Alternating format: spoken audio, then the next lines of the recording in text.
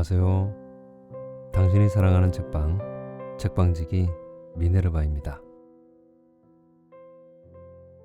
나에게 엄청난 돈과 권력이 있다면 나는 행복할까요? 내가 하늘의 수많은 별들을 가질 수 있다면 나는 행복할까요? 우리의 행복의 기준은 무엇인가요? 생각해 보셨나요? 저 또한 바쁘게 세상을 살면서도 그에 대한 질문은 별로 한 적이 없더군요. 하지만 오늘은 그 해답을 어린 왕자가 여행하며 만나는 사람들을 통해서 찾아보려고 합니다. 어린 왕자가 있는 별로 저와 같이 떠나겠습니다. 여행 중 차가 흔들릴지 모르니 손잡이는 꼭 잡아주세요.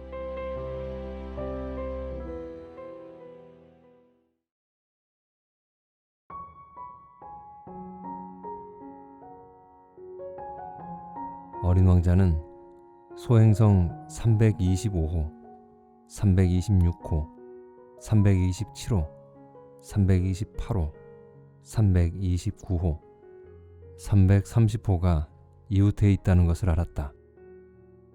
그는 견문을 넓히기 위해 그 별들을 방문하기로 했다. 첫 번째 별에는 왕이 살고 있었다. 왕은 자줏빛 천과 흰 단비 털가죽으로 만든 옷을 입고 소박하면서도 위험 있는 왕좌에 앉아 있었다. 왕은 어린 왕자가 오는 것을 보고 큰 소리로 외쳤다. 아, 신하가 한 명 오는구나. 어린 왕자는 스스로에게 물었다. 한 번도 본 적이 없는데 어떻게 나를 알아본 거지? 왕에게는 이 세상이 아주 간단하다는 사실을 어린 왕자는 몰랐던 거다. 왕에게는 모든 사람이 신하라는 것을. 그대를 더 잘 볼 수 있도록 이리 가까이 오라. 왕은 누군가에게 왕 노릇하는 것을 몹시 뿌듯해하며 말했다. 어린 왕자는 앉을 곳을 찾아보았다.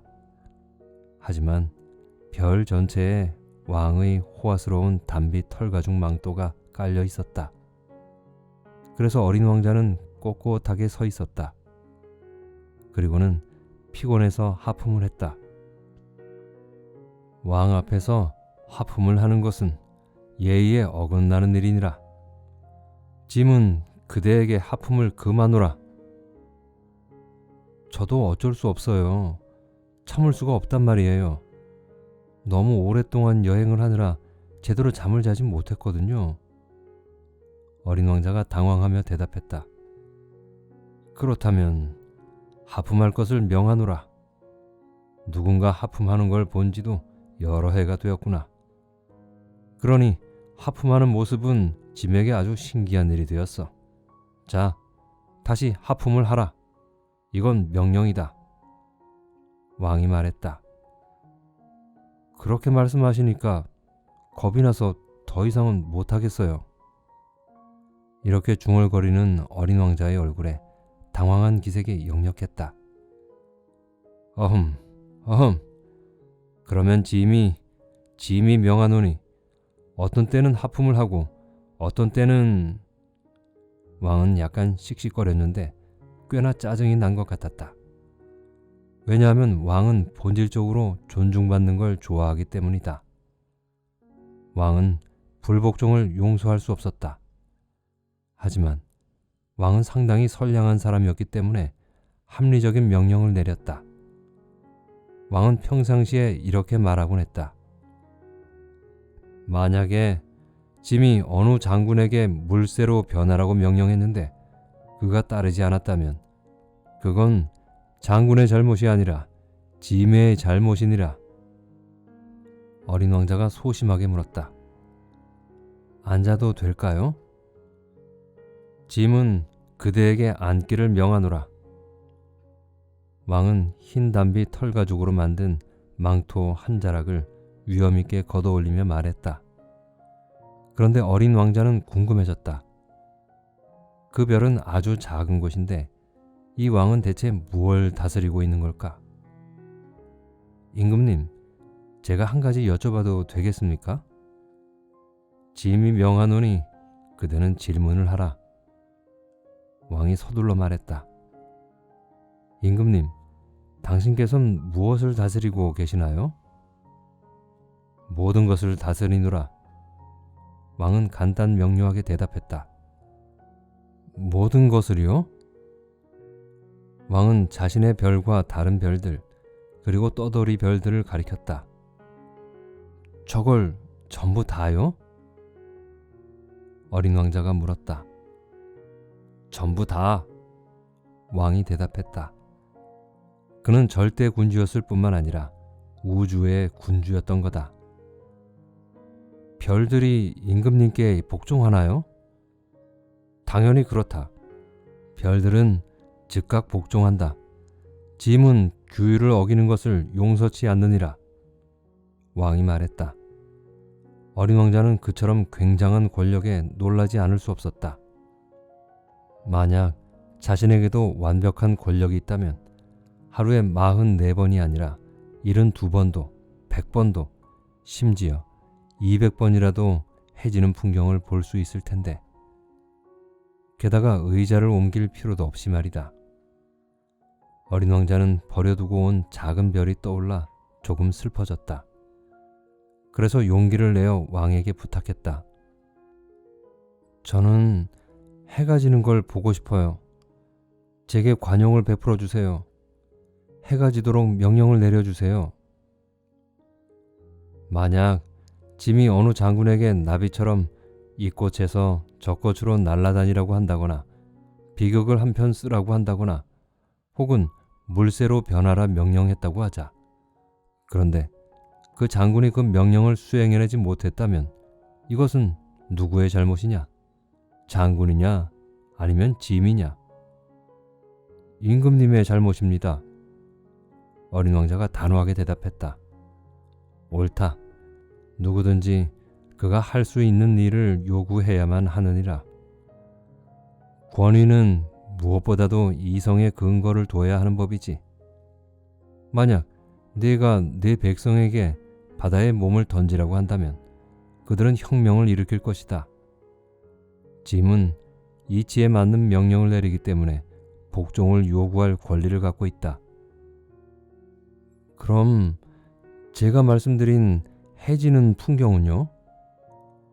어린 왕자가 왕에게 다시 말했다. 그는 한 번 질문하면 절대로 잊어버리는 법이 없다. 그대는 해가 지는 것을 보게 될 것이다. 짐이 그것을 명령할 것이다. 하지만 짐의 통치학에 따라 조건이 충족될 때까지 기다려야 한다. 언제쯤 그렇게 될까요? 어린 왕자가 물었다. 에헴. 왕은 대답을 하기 전에 우선 커다란 달력을 들춰보았다. 에헴. 그것은 오늘 저녁 7시 40분쯤이 될 것이다. 그대는 짐이 내린 명령이 얼마나 잘 이행되는지 보게 될 것이니라. 어린 왕자는 하품을 했다. 그는 해지는 것을 못 보게 되어 섭섭했다. 게다가 벌써 지루해지기까지 했다.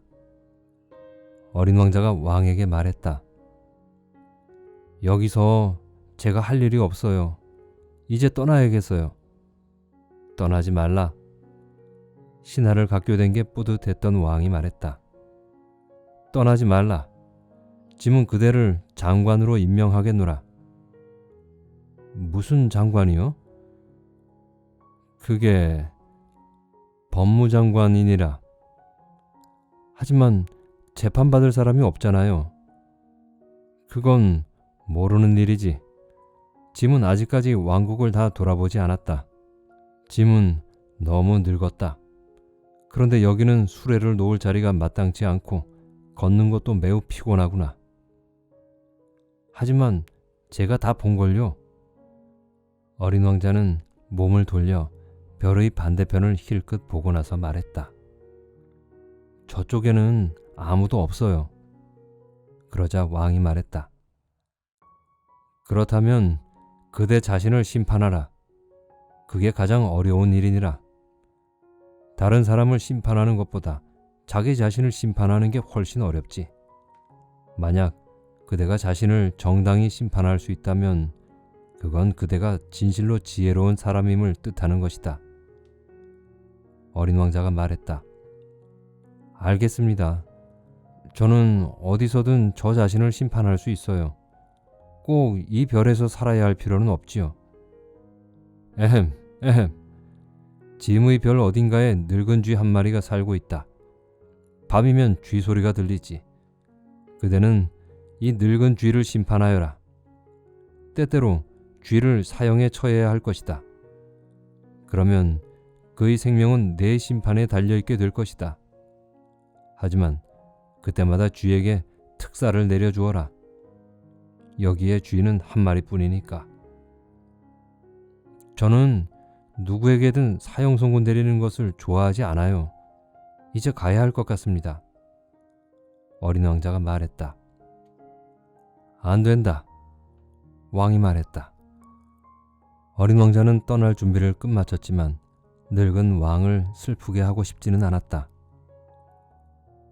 임금님의 명령이 수행되길 바라신다면 이치에 맞는 명령을 내려주셔야 합니다.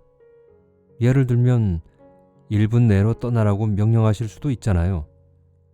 제 생각에는 지금이 가장 좋은 조건인 것 같은데요. 왕이 아무런 대답도 하지 않자 어린 왕자는 잠시 머뭇거렸다. 그리고는 한숨을 쉬며 별을 떠났다.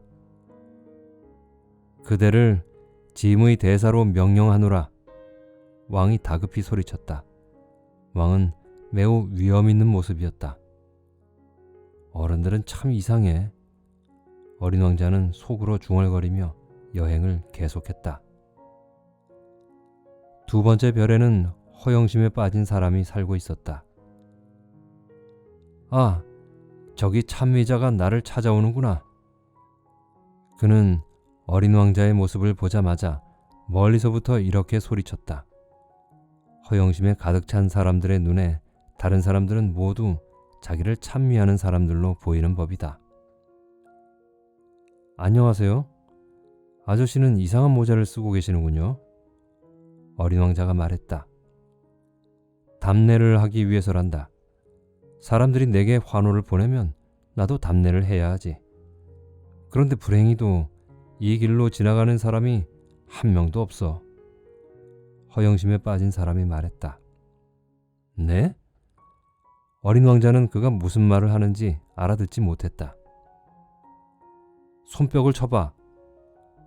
허영심에 빠진 사람이 지시했다. 어린 왕자는 손뼉을 쳤다. 그러자 허영심에 빠진 사람이 정중히 모자를 들어 올리며 답례를 했다. 왕을 만났을 때보다 훨씬 더 재미있는걸? 어린 왕자가 속으로 생각했다. 그래서 그는 다시 손뼉을 치기 시작했다. 허영심에 빠진 남자도 다시 모자를 들어 올리며 답례했고 5분가량 놀이에 빠져있던 어린 왕자는 이 단순한 장난이 슬슬 지겨워지기 시작했다. 모자를 떨어뜨리려면 어떻게 해야 하죠? 어린 왕자가 물었다. 하지만 허영심에 빠진 남자는 그 말을 듣지 못했다. 그는 칭찬하는 말밖에는 듣지 못한다. 너는 정말로 나를 찬양하니? 그가 어린 왕자에게 물었다. 찬양하는 게 뭐죠? 찬양한다는 건 말이지. 내가 이별에서 가장 잘생기고 가장 옷을 잘 입고 가장 부자이고 가장 지식이 많다는 걸 인정한다는 뜻이야. 하지만 이별에는 아저씨 혼자밖에 없잖아요. 내게 호의를 베풀어 줘. 그렇게 나를 찬양해달란 말이야. 어린 왕자는 어깨를 약간 으쓱하며 말했다. 아저씨를 찬양해요. 하지만 그게 아저씨에게 무슨 소용이죠? 어린 왕자는 그 별을 떠났다. 어른들은 정말 이상해. 어린 왕자는 여행을 계속하면서 이렇게 생각했다. 다음 별에는 주정뱅이가 살고 있었다. 어린 왕자는 이별에 잠깐 들렸을 뿐이지만 깊은 우울감에 빠져들고 말았다. 거기서 뭘 하고 있어요? 어린 왕자가 주정뱅이에게 말했다.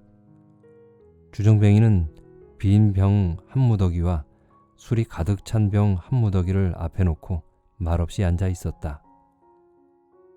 술을 마시고 있단다. 주정뱅이가 침울한 얼굴로 대답했다. 왜 술을 마셔요? 어린 왕자가 물었다. 잊기 위해서. 주정뱅이가 대답했다. 뭘 잊는다는 거죠? 주정뱅이가 불쌍해 보였던 어린 왕자가 물었다. 내가 부끄러운 사람이라는 걸 잊기 위해서야. 주정뱅이가 고개를 떨어뜨리며 고백했다. 뭐가 부끄럽단 말이에요? 어린 왕자는 그를 도와주고 싶어서 계속 물었다. 술 마시는 게 부끄러워. 주정뱅이는 이렇게 말하고는 입을 꼭 다물었다. 당황한 어린 왕자는 그곳을 떠났다. 어른들은 정말 이상해. 어린 왕자는 여행을 계속하면서 속으로 중얼거렸다. 네 번째 별은 상인의 별이었다. 그 사람은 너무나 바빠서 어린 왕자가 왔는데도 고개조차 들지 않았다. 안녕하세요. 담뱃불이 꺼졌네요. 어린 왕자가 말했다. 셋 더하기 둘은 다섯, 다섯 더하기 일곱은 열둘, 열둘 더하기 셋은 열다섯. 안녕. 열다섯 더하기 일곱은 스물둘, 스물둘 더하기 여섯은 스물여덟. 다시 불 붙일 시간도 없다. 스물여섯 더하기 다섯은 서른하나. 어휴, 그러니까 5억 162만 2731일이로군. 뭐가 5억이죠? 아직도 거기 있었니? 5억 100만... 멈출 수가 없구나. 난 할 일이 너무 많아. 난 중요한 일을 하는 사람이거든. 난 쓸데없는 이야기나 하며 낄낄대지 않아. 2 더하기 5은 7. 뭐가 5억 100만이냐고요? 어린 왕자가 물었다. 그는 한 번 질문을 하면 절대로 포기하는 법이 없다. 상인이 고개를 들었다. 지난 54년 동안 이 별에 살면서 내가 방해를 받은 적은 딱 3번뿐이었다. 첫 번째는 20년 전이야. 어디서 날아왔는지 모를 풍뎅이 한 마리가 날 방해했어. 그게 몹시도 요란한 소리를 내는 바람에 내 계산이 4군데나 틀렸다니까. 두 번째는 11년 전이었는데 신경통 때문이었지. 난 운동 부족이야. 한가로이 산책할 시간이 없단다. 난 중요한 일을 하는 사람이야. 그리고 세 번째는 바로 지금이야. 그러니까 아까 내가 말하려고 했던 게 5억 100만... 뭐가 5억 100만이란 말이죠? 상인은 어린 왕자가 이 질문을 계속하는 한 조용해지기는 글렀다는 걸 깨달았다. 때때로 하늘에서 볼 수 있는 것들 말이야. 수백만의 작은 물체들. 상인이 말했다. 팔이요? 아니, 반짝이는 작은 것들 말이야. 꿀벌요? 아니, 게으름뱅이들을 부질없는 공상에 빠지게 만드는 금빛으로 빛나는 작은 것들 말이야. 하지만 난 중대한 일을 하는 사람이야. 공상에 잠길 시간 따윈 없다고. 아, 별들 말이죠?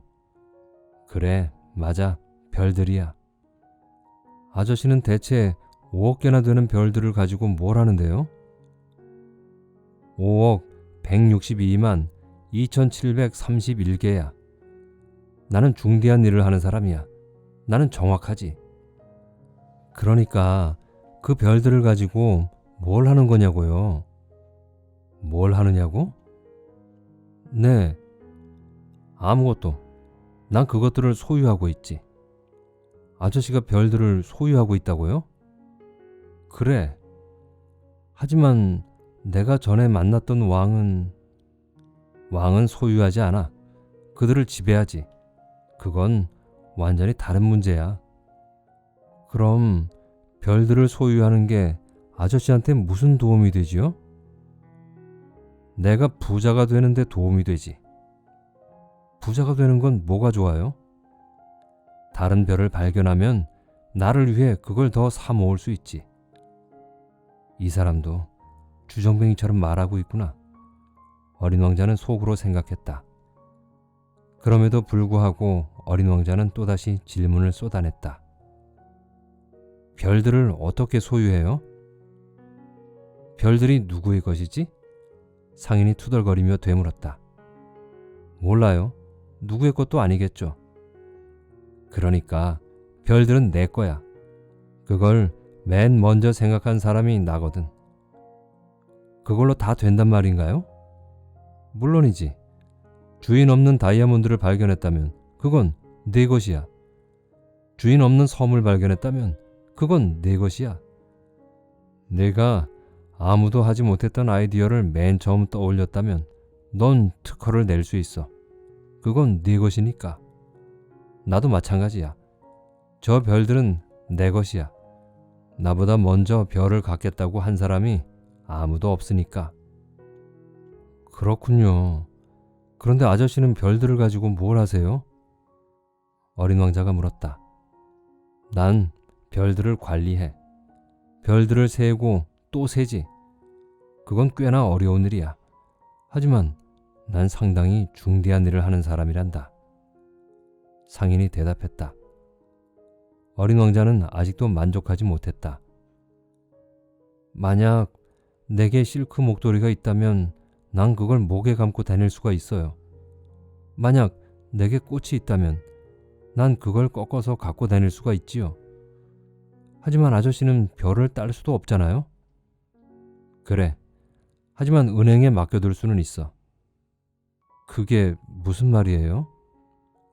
작은 종이에 내 별들의 숫자를 적은 뒤 서랍에 넣고 열쇠로 잠근다는 걸 뜻해. 그뿐이에요? 그 정도면 충분하지. 상인이 말했다. 재미있군. 꽤나 시적이기도 하고. 하지만 그리 중대한 일은 아닌걸? 어린 왕자는 이렇게 생각했다. 어린 왕자가 생각하는 중대한 일과 어른들이 생각하는 중대한 일은 아주 많이 달랐다. 어린 왕자는 다시 말을 이었다. 내게는 내가 매일같이 물을 주는 꽃 한 송이가 있어요. 매주 청소하는 화산도 3개 있고요. 그 중에 하나는 불 꺼진 화산이지요. 그게 어떻게 될지는 아무도 모르니까요. 내가 그것들을 소유하는 건 화산에게도 꽃에게도 아주 이로운 일이에요. 하지만 아저씨는 별들에게 하나도 이로울 게 없잖아요. 상인은 입을 열었지만 대답할 말을 찾지 못했다. 그래서 어린 왕자는 그 별을 떠나버렸다. 정말 어른들은 완전히 이상해. 여행을 계속하면서 어린 왕자는 속으로 생각했다.